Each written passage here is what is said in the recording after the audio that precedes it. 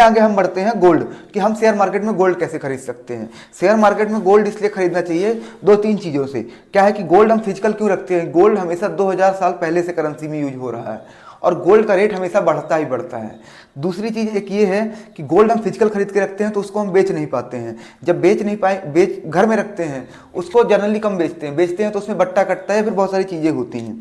तो हम इसमें फिजिकल में खरीद के रखेंगे। हम प्रॉपर गोल्ड की एक साल में कब वो ऊपर जाता है, कब नीचे आता है, कब अपना हाई बना के लो बनाता है और प्रॉपर स्विंग देता है, उसको पूरा कवर करना है। तो इसमें इसके लिए भी गोल्ड खरीदते हैं। दूसरा गोल्ड इसलिए खरीदते हैं कि मुझे कमोडिटी एसेट्स में निवेश करना है, मुझे नहीं भरोसा है कंपनियों पे कि ये कंपनियां कल रहेंगी नहीं, मुझे गोल्ड सिल्वर पे भरोसा करना है, तो ये इसमें इन्वेस्ट कर सकते हैं। तीसरी चीज़ क्यों, कि मुझे अगर मैंने इक्विटी में इन्वेस्ट किया है तो अगर मुझे अपना पोर्टफोलियो बनाया है, तो अगर मुझे अपने पोर्टफोलियो के हेजिंग देनी है, कल के दिन कोरोना या कोई भी वॉर जैसी कंडीशन आ गई है,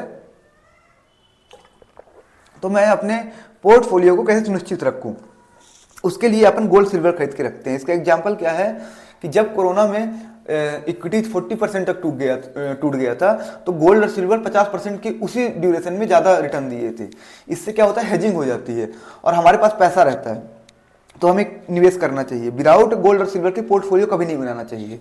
तो अब गोल्ड इन्वेस्टमेंट ऐतिहासिक, मैंने आपको बताया कि गोल्ड सिल्वर कभी हमेशा बढ़ता ही रहा है। इसने एनुअली 10%, 6%, कभी कभी साइडवेज भी रहा है। लेकिन जो इस समय विश्व की कंडीशन है कि हर जगह युद्ध हुआ है, कियोस्क मचा हुआ है, तो उसमें गोल्ड और सिल्वर तो भागेगा ही। अभी जैसे भारत सरकार ने भी अपना लंदन से गोल्ड मंगा के वापस अपने यहाँ रखा है। प्लस हमारे यहाँ लगातार गोल्ड की बाइंग होती ही है, क्योंकि इंडियंस में क्या है, त्यौहार आते हैं, शादियाँ आती हैं, तो गोल्ड खरीदा ही जाता है, तो गोल्ड का प्राइस बढ़ेगा ही। दूसरा, हम इसमें कैसे निवेश कर सकते हैं, तो आप स्टॉक मार्केट में गोल्ड 3 तरीके से कर सकते हैं। आप एक पहला सोवरेन गोल्ड फंड भी, सोवरेन गोल्ड बॉन्ड में निवेश कर सकते हैं, हालांकि सरकार ने शायद इसे अब खत्म कर दिया है। फिर गोल्ड म्यूचुअल फंड भी आते हैं, उसमें भी निवेश कर सकते हैं। तीसरा, गोल्ड ETF आते हैं, या तो आप MCX से भी गोल्ड खरीद सकते हैं, या गोल्ड ETF, ये बेस्ट होते हैं। तो गोल्ड बीज है ये, क्योंकि ये सबसे, इसका ज्यादा मार्केट कैप है और इसमें क्या है कि वॉल्यूम ज्यादा रहता है, इसलिए इसको ट्रैक करना चाहिए। बाकी कंपनियां कई सारी देती हैं, तो हम इन 3 तरीकों से कर सकते हैं। इसमें निवेश के फायदे क्या हैं? पहली चीज तो आपको सुरक्षा मिल जाती है, रिस्क कम हो जाता है आपका। दूसरा, इसमें लागत कम रहती है, एक्सपेंस रेशियो बहुत ही कम रहता है ETF में निवेश करने पे। तीसरा, लिक्विडिटी मिल जाती है, आप कभी भी बेच सकते हैं, और डिविडेंड भी मिल जाता है अगर कभी वो होता है, और ब्याज भी आपको मिलता है। अब अगर गोल्ड के ऐतिहासिक रिटर्न की अपन बात करते हैं, तो पिछले 10 सालों में गोल्ड ने 8 से 10% का सालाना रिटर्न बना के दिया है। 2008 की मंदी ने, जब मार्केट गिरा था, तो इसने 20% से भी ज़्यादा की ग्रोथ दिखाई थी। और 2020 में महामारी में जब गोल्ड की कीमतें 30% ज़्यादा की बढ़ी थी, और 6 महीने में 55% से ज़्यादा की बढ़ी थी। तो अपन जैसे गोल्ड बीज से इसको ट्रैक करना है, तो गोल्ड बीज का इसका एक शेयर अभी आता है ₹1.67 का, सॉरी, एक शेयर आता है ₹1.67 का। तो इसमें क्या है कि ये आपके 1 ग्राम शायद सोने को रिप्रेजेंट करता है, इसके एक शेयर की वैल्यू गोल्ड बीज की।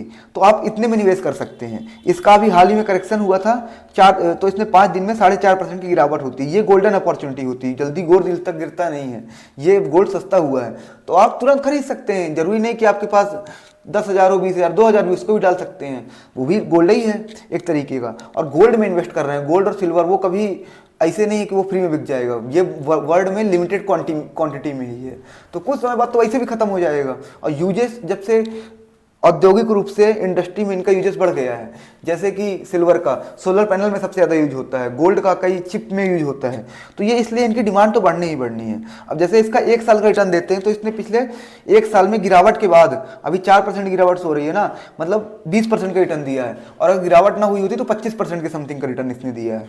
और इसका 5 साल का रिटर्न एनुअली, मतलब टोटल इसने 84.17% का दिया है। तो ये गोल्ड और कमोडिटी इक्विटी से कम रिटर्न देता है, लेकिन स्टेबल देता है और आपके पोर्टफोलियो को हेजिंग देता है।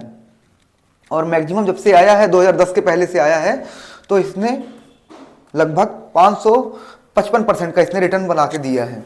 तो आपके लिए कौन सा ऑप्शन सही है? तो इसमें सबसे ऑप्शन सही ETF के थ्रू होता है। आप खुद निवेश करिए और जब प्रॉफिट हो तो निकाल भी सकते हैं।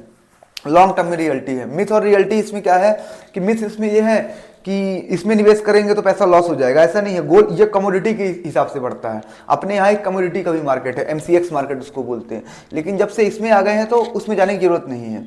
तो कंक्लूजन यही है, अगर आपको स्टेबल ग्रोथ चाहिए और अपने इसको मतलब पोर्टफोलियो को हेजिंग करना है तो आप इसमें निवेश